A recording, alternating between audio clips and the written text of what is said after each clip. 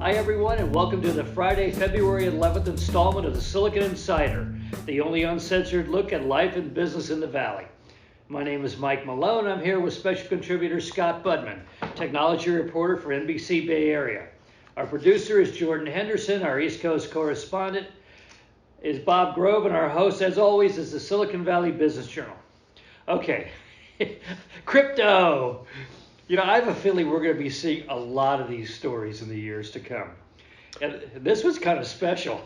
Yeah, so, getting back to what you said about what we'll see a lot of these stories in the weeks and months to come. Yeah. You know, it used to be, hey, barely a week went by without some crypto news, whether a big gain or a big loss or a new ETF. Now we've got pretty much almost by the week a big heist. Yeah, organized crime now. Yeah, they're really going after crypto. You can sort of see it happening now. The idea that the government can't dive into it and search for things is like an invitation. You know, come on, crooks, let's go. I guess so, except don't they all seem to end with the thieves getting caught and the government able to catch them? Yeah, funny about that. In fact, I printed out for us the statement from Deputy Attorney General Monaco, who they're just crowing about the fact that this demonstrates once again that we can follow money through the blockchain and that we will not allow cryptocurrency to be a safe haven for money laundering or a zone of lawlessness within our financial system. Well, this is an interesting case, right? This was actually laundering cryptocurrency. They didn't steal it. They were the front man. They were washing the money. That's very interesting. It is.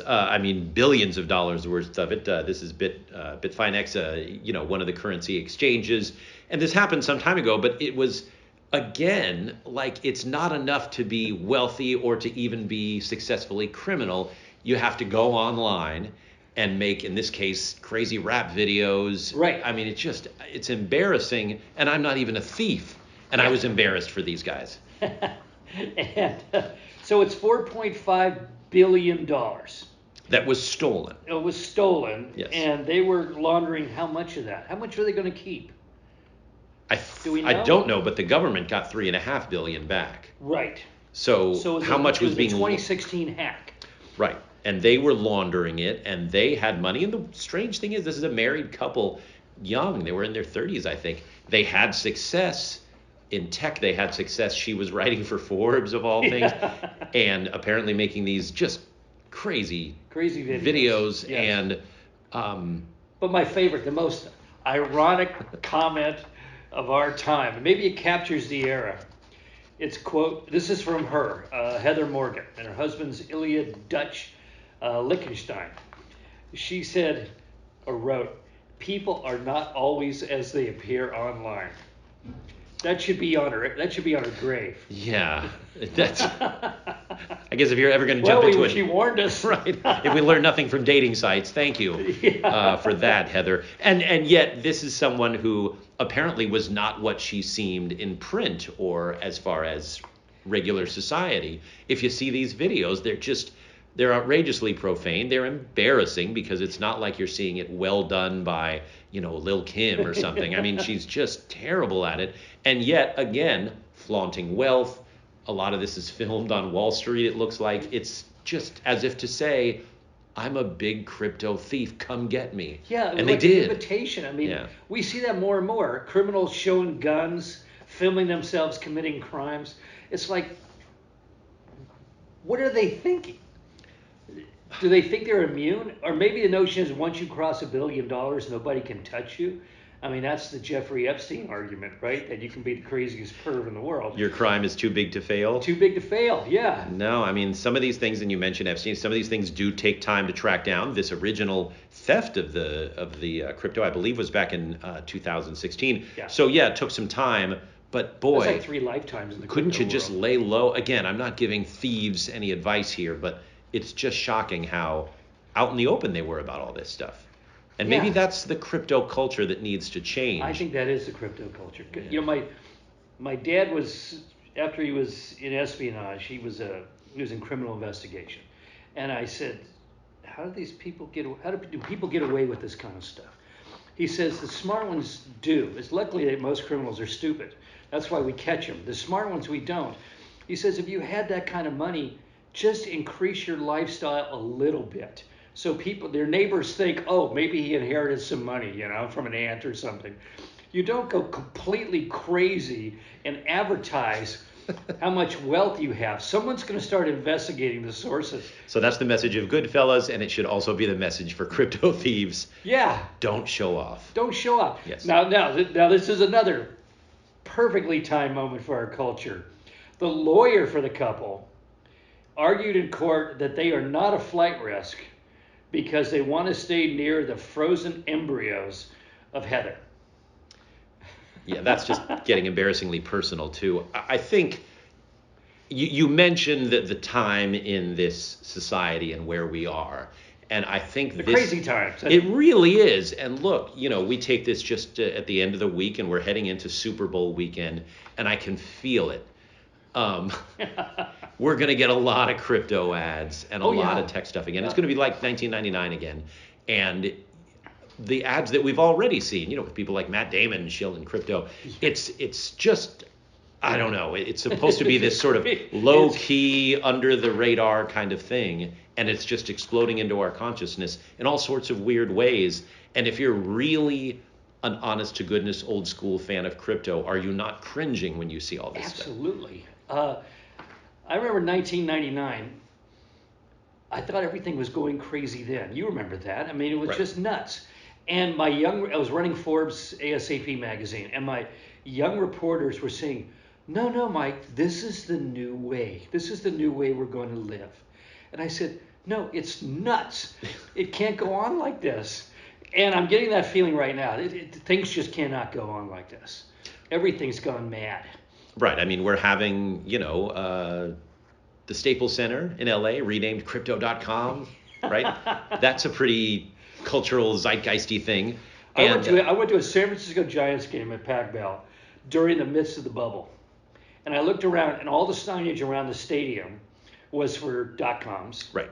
I was drinking a beer, and the beer glass was for a .com beer cup. And the holder for the beer cup on the back of the seat was for another .com. And as I drove into McCovey Cove, there was a barge with a giant billboard for a .com. And during the game, planes were flying over advertising .coms. Yeah, one of the early stories I did hear was going to a Sharks game and seeing around the entire arena, for a concert or a hockey game, all the ads are .coms. Yeah. Like you say, even the beer cozies are .coms. You drive up 101, all the ads are for things that anywhere else in the country people would say, what is this language? What are these, Linux this? And remember they were hiring flatbed trucks to drive up and down 280 and 101? Yeah. Advertising.coms on billboards? Yes, and then these companies went out of business largely because of their marketing budgets. Exactly. But I do have my pets.com puppet. I put it in the Sunnyvale History Museum. I thought the brazenness of this argument, too, that aren't a flight risk because they have their embryos frozen, her embryos frozen, and they anticipate starting a family together. I'm not sure how that family's going to get started in Rikers Island, but it should be interesting. Okay. Let's see. Well, you mentioned the Super Bowl and a lot of crypto ads. I looked that up, and you're talking millions of dollars for seconds of airtime, right? Right. We have FTX trading and CryptoCoin are among those that are going to pay $6.5 million for a 30-second ad. And why would they do it? One argument is because the 4 of 10 viewers is between the ages of 18 and 49. This is their sweet spot. Right, and for an advertiser, and I should full disclosure here, this is how my salary gets paid. The Super Bowl is on NBC. It's a good thing because the Olympics aren't going to pay for it. Well, it's interesting. I have kids that are a little younger, and they grow up without ads, right? Because everything's streaming. Sure. Every once in a while, if we watch something live, whether it's the Olympics or a Super Bowl, and they see ads, and they're like, what are these? We don't like these. They're getting in the way. And I'm like, hey, wait a minute. Wow. That's how we pay them. But yeah, it's a rare chance these days, if you think about it, to hit that audience with an advertisement, because that audience is streaming everything, Right. whether music through their phone or TV through Netflix or Disney Plus. But the way to actually advertise to that sweet audience all at once, while they're actually looking for the ads as much as they're looking for the Super Bowl action, is that day. So it's a one big and you chance. really got to amp it up. Right. To And get so their attention. So that's why Right. we talk about them spending millions to place those ads, but they're spending millions to make those ads. That Those too. are like Hollywood productions. Have you seen the one with Arnold Schwarzenegger and Salma Hayek? I haven't, but think about paying those two major actors. There was Yeah. another one they streamed with Colin Jost and blanking on her name, Scarlett Johansson. Yeah, well, yeah, they're married, right? Right, Yeah. and that's wonderful, but those are two high-profile Yeah, actors. You these got to people pay them. charge $10 million, $20 million a film. Right, and so there's a lot of money going into these all over the place. It's just flooded with, I guess I'll say it, cash, even though they're advertising a way to not use cash. But I doubt NBC is taking cryptocurrency for these ads. Well, we laugh, but what's the one TV commercial we remember from the last 50 years? 1984, Apple. 1984. Where did that appear? In the Super Bowl. Absolutely. Once and only once. Right. Okay. A company we've talked about up and down. Talk about a company that's had a rise and fall. Peloton. Rough week. Rough week. They're going to cut out 2,800 jobs worldwide. And the quote is, in the face of supply chain disruptions and delivery delays, we invested heavily in near-term capacity, inventories, and logistics to protect our member experience. That's the co-founder, John Foley. So you blame it on the supply chain, you blame it on everything, but these are really expensive products being sold to rich people during the quarantine. Exactly, and I think that's where the blame lies, is that, and you see this in chip companies when things are hot. You saw this in the dot-com boom. Again, I guess, you have to staff up when sure. you're getting all these orders. And you got to milk the cash cow by charging what the market will bear. Right. But you got to turn. You got to recognize that things have changed and not delude yourself and do that 180 and come out with the cheap version and do all of those things. Right, and I guess it's just tough to figure out exactly when that turn has to happen. Peloton, it looks like, botched it. Yeah. They stayed too big and they stayed too expensive. And then when people started going to the gym, and we knew earlier than Peloton's announcement, so there's no excuse for them not to know, that people were already going out and doing exercise, back in gyms and all that stuff. And, that's a tough challenge for a company. And how many companies have, done their thing during a pandemic before? You have to know when that audience is going to say, all right, in-house fitness is not important as now jumping outside and going to the gym. And Peloton missed that. Disney didn't. No. Goodness. Interesting. Right. By the way, the president, Foley, the co-founder, is stepping aside as CEO. And the company's now got a new leader, former Spotify and Netflix executive, a guy named McCarthy. So they're doing the whole take out the chain of command, start over, bring in fresh blood, let him take the rap for all the layoffs and all of that stuff. Well, and those two companies you just mentioned, Spotify and Netflix, are, really the kings of subscription-based money. They get and it. Peloton, when it peaked, it was $162 a share in 2020. And now it fell to $23 a share. Now it's up to $40. Well, because it's a takeout target. Yes. But that's how quickly things go from king of the world to... And this thing we talk about, when you're snake bit, what, in the last 2 months, we've had characters on the new Sex and the City spinoff and Showtime's Billions.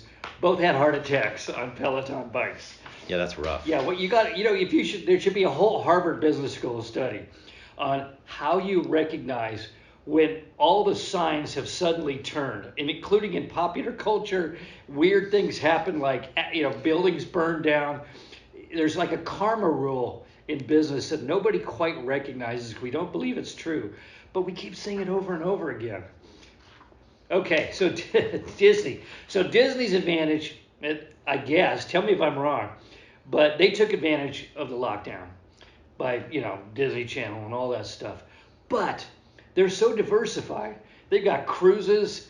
They, of course, have theme parks. Right. They have all of those things. So they can literally tune down one and turn up the other. I mean, and yet at the same time, this last earning report showed that, as we know, people are getting out more. So the parks are crowded. That's good for Disney. Right. People are even taking cruises again. That's good for Disney. And at the same time, their Disney Plus memberships are still soaring. Yes. And that's interesting. I mean, a lot of that has got to be... They're still locking down kids. Well, right. But they also put out some super hot things during the pandemic, right. Hamilton and all that. And so you've got a big reason to sign up for Disney Plus, even while the pandemic is slowing and people are now going outside to those theme parks. So you're right. Disney is just loaded. 8% jump in their stock value. A company that big. Right. Yeah, I mean, incredible. And they're caught up with Netflix now. Apparently. They're close, yeah. They're really closing the gap. And that is, again, I mean, Netflix was the pioneer, but that doesn't mean they're always going to lead. Disney, if you think about it, has Disney, which is yes. a gargantuan catalog. They bought Marvel. They bought Lucas. Yes. I mean, how do you compete with that? I mean, if you're playing the content game, nobody's done it better than Disney has. Right, and so you have lots of choices. I mean, we'll certainly there's but Netflix. But they face some risks. The whole Marvel universe, basically ended, and they're starting a new one, introducing new characters. Right. And those characters, they're not Captain America with an 80-year history. These are characters we've never seen before. So It seems like they're going into a very risky phase with that. And I don't know, Star Wars, I was literally in the theater watching the first Star Wars the day it opened, okay? I'm so far past that world now. All the, permutations and everything else, it's lost interest to me. The plots aren't interesting to me anymore. Maybe Jar Jar Binks ended it for me, but these seem like they're two very expensive and very vulnerable properties. They are, but at the same time, they're also really deep in history. And so you may not be watching the original 6 or 7 movies, but a lot of people are. Yeah. That Marvel back catalog has got to be just, yeah. And then, you throw in Pixar and all the movies they have. And, depending on when you had kids, the Pixar movies, for example, for me, there were already a whole bunch of them by the time I became a parent. But boy, did we go back to them over and over again because they're wonderful. Sure. And so that's going to be around for a long time. And so I think Disney is, yes, there's pressure to crank out good new stuff. Yeah. No matter what you are, if you're Netflix, Disney, HBO, Peacock, all these things. But having that back catalog is just, Yeah. I mean, that's amazing. And you have a market that changes every 5 years. Right. So you can reintroduce all of those. You can show Snow White again for the 47th time. Yeah, and I'm amazed. Well, I guess I shouldn't be, but all of the sort of redoings and reimaginings of these things, whether it's a Marvel, story or just a, right. I mean, the Fresh Prince of Bel-Air has been redone. All these things that are sort of new. For an audience that can be seeing it for the first time, but also those of us who are a bit nostalgic. Yeah. And, people jump into those too. So the Hollywood machine is still cranking it up, but it's almost rare now to see an advertisement for something new in theaters. Yes. It's going to be on I don't think I've Hulu seen or it's going to be on, at it in right. a long time. Right. Most of the top Academy Award nominees look like they're on television. Absolutely. Yeah. They were streamed. And the only downside is now when I see something good, like, ooh, I'm interested in that story, I have to check to see if it's something I have or if it's something I don't subscribe to. And half the time I'm like, oh, shoot, is it worth, I watched Reacher, and I was thrilled to discover it's Amazon Prime. And you have that, yes, yes. Okay, latest U.S. This is scary stuff. Right. Latest U.S. January inflation data came in. The Federal Reserve, I think somebody at the Federal Reserve, chief economist at Citi Research, said it was like a punch in the stomach. And consumer price index surged to 7.5% year over year, while inflation was total, I think, 8%, which means that for the average person, that's $250 a month more in expenses. Right, and now they're talking Federal Reserve may go up a half a half a point instead of just a quarter. I mean, we're starting to get into triage now for this economy. Well, I mean, you think about it, the biggest jumps were for things like gas. Yeah. Oh, yeah. And, that costs a lot. Also, groceries up about 12%. So these things are really high, and it's not sneaking up on us anymore. It's there. It's part of life. People are feeling it. Right. Even after getting, the possible pay raise, because it's a good employee market. Yeah, but the pay raise isn't covered. No, and that's how you get inflation, right? Inflation. When costs outrun. We are literally losing ground, making more money. Yes, we're making more, but not enough, and that's why we're in an inflationary time. And the last time we've seen inflation this high was 1982, and that was, I don't know if solved is the right word, but that was battled by higher interest rates. Yes. I mean, Ronald Reagan basically pulled a string and collapsed the economy in order to hit a reset. Right, and it was terrible. I mean, it was terrible. And it could be felt extra hard here in the Bay Area, where housing prices are high, but mortgage rates are still extremely low. Yeah. I remember in the the early 80s, my parents telling me about mortgage rates being 19 and 20%. Imagine that here in the Bay Area now. I mean, and you knew, and you literally saw the next recession coming because that final balloon payment on that gigantic mortgage was going to come in at a certain date. And all the houses have been bought at the same time. Right. So that was all going to hit at once, and everybody's going to have to sell their houses. So you knew that at least the housing economy around here was going to collapse too. I mean, there was no sense of optimism about the future. It was going to last for years and years. Well, right. Even even raising interest rates to fight inflation, that doesn't kick in for months usually. Right. So we are in this for a while. And again, we got here because we stimulated the economy and we raised salaries, and those are good things that were necessary because we're in a pandemic. But we did other things, like we cut oil production. We did a lot of things that self-induced this, including the supply chain. So I don't know. I mean, and then the store shelves are still not stocked. This is a disconcerting time. And you can see that in consumer satisfaction numbers are starting to collapse too.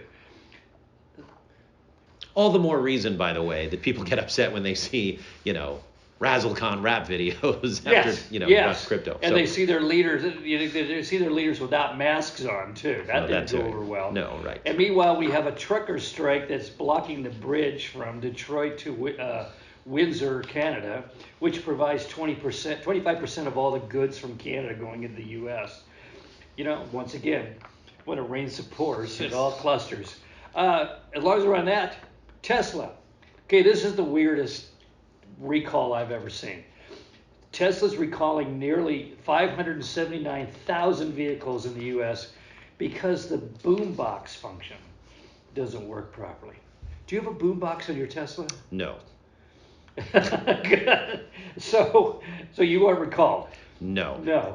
This is the thing that lets you talk outside the car? Yeah, you can play sounds on an external speaker on some of the newer, more expensive ones, I guess. And this is supposed to warn pedestrians off because the car is so quiet? Well, but you don't call that a boom box. You call that a little noise to let people know you're backing up or whatever. Trucks have it. They officially called it a boom box. Yeah. Tesla they also had a recall because on the driverless mode, it was not stopping at stoplights completely. So these are kind of self-inflicted wounds here. Yes. Let's not get, And for all its success and investor love and high sales, it still can't seem to get out of its way. They're having lawsuits now because of racial taunts inside the factory, which, if you're calling yourself a tech company, this is unacceptable. Yeah. And Tesla is just unable to get out of its way. And yet Elon yesterday looked like a character out of an Ayn Rand novel, standing there with his gigantic rocket ship painted black. I mean, it was quite a sight. It's a good way of putting it. Yeah, and SpaceX, to its credit, is changing the way we look at space travel and hauling stuff up to the space station. Yeah. And so far, maybe because they're a privately held company, we haven't heard anything about that company that's, along these lines. But when you're public, and you have to answer to the public. Yeah. And this is a company that doesn't even have a PR company anymore, so that it doesn't have to answer to people like me. Anybody. Well, not the hoi polloi. Right. This story struck home. When I was like 23 years old, I was asked once. I was at Hewlett Packard Public Relations, and they had to put out their quarterly numbers, and they asked if I could do it. And I've been doing product PR. You can screw up product PR. Oh, we put the specs out wrong, no problem. The price was $1 off. But when you put out financials, all hell can break loose. And so I remember I was basically up all night waiting to get the numbers. And I'm not a detail guy. You know well, I am not good at minutiae. And I waited up all night for the numbers to come in from the treasurer of the company. I guess the treasurer does it, or the CFO. And Hewlett-Packard, was the second largest tech company in the world at that moment. And they came in at like 7 in the morning. And I had to write the press release. It was going to go out in the wires, to the markets, to the SEC, to everybody. And it was it looks like 20 numbers. And we brought in other people, and all of us checked numbers like 6 times to get them just right. Because, if you're off $1 on earnings per share, they will shut your stock down on the exchanges. You will get killed. There will be hearings about you. You'll be, I didn't want to see Bill and Dave being led away in handcuffs because I screwed up a number. It was the most terrifying experience of my professional career. I have never done it again. I will never do it. So now this brings us to a company called Affirmed. Do you know about Affirmed? Yes. Yeah. They dropped it was a tweet, wasn't it? Yes. Saying what they thought their numbers were going to be. Well, they tweeted a little prematurely. Yes, a little early. Yes. Stock plummeted 21%. Right. There's no reason to tweet when you don't have the full earnings report. There's just no reason for it. Well, no. And if I know people that were investigated by the FBI because they at not investors meeting, but an analyst meeting, they said, yeah, we think we're going to probably see something like 20% growth in revenues next quarter. All of a sudden, everything came down on them, and they were warned literally by the FBI. So this poor bastard who announced this, I don't think he's working for the company anymore. He cost the company hundreds of millions of dollars. Yeah, this was weird because their earnings weren't that bad. This is if you're not familiar with it, a sort of a buy now, pay later software company that's, hooked up with a lot of the online payment services to allow you to do layaway in a sense. And it's clever. I think it's a former Facebook exec who's running the company. And their stock has done very well up to that point, since IPO, because a lot of people say, hey, this is a great idea to help people shop online who need to do a little bit of layaway. But the idea that you tweet out a partial earning report is just bizarre. Why do people use Twitter? I don't. I can see why you use Twitter, because you're trying to get the news out in real time. Right. That I understand. But if you're a business executive and you have fiduciary responsibilities, what are you doing on Twitter at all? People have been asking that of Elon Musk all this time when he talks about the stock price and all that craziness. Yeah, there's no reason for this, and I think that's why they were punished. The earning report wasn't bad, but to put part of it on Twitter is just a weird thing that shook people up, and they sold the stock because they lost confidence, right? Isn't that what a stock price is? Absolutely. So yeah, that was a mistake. Okay, finally, chicken wings. Of course. Apparently, chicken wings are also one of those items that are not going to be showing up on store shelves and in restaurants. Not a good time during Super Bowl weekend to announce a chicken wing shortage. But let's see, $30, 30 cents a pound more than it was this time last year if you can get them. And oh, by the way, the cost of hosting a Super Bowl party is now 15% more than last year. Naturally, yes. So, no chicken wings. Let's hope it's a good Super Bowl. Watch it safely. How would you like to be in Cincinnati? Bring extra money. The Bengals finally make it to the Super Bowl after, 30 years after Montana beat them up. Right. And you're thinking, God, a beer, chicken wings, buffalo wings. I'm going to have the best weekend of my life. Well, hopefully you saved a little extra money for that. Yeah. So that's it for now, folks. You can find us on the Silicon Valley Business Journal homepage, as well as on Spotify, Anchor, Google Podcasts, Apple Podcasts, YouTube, and LinkedIn. Have a great weekend. Sorry about the chicken wings. See you next week. Bye-bye.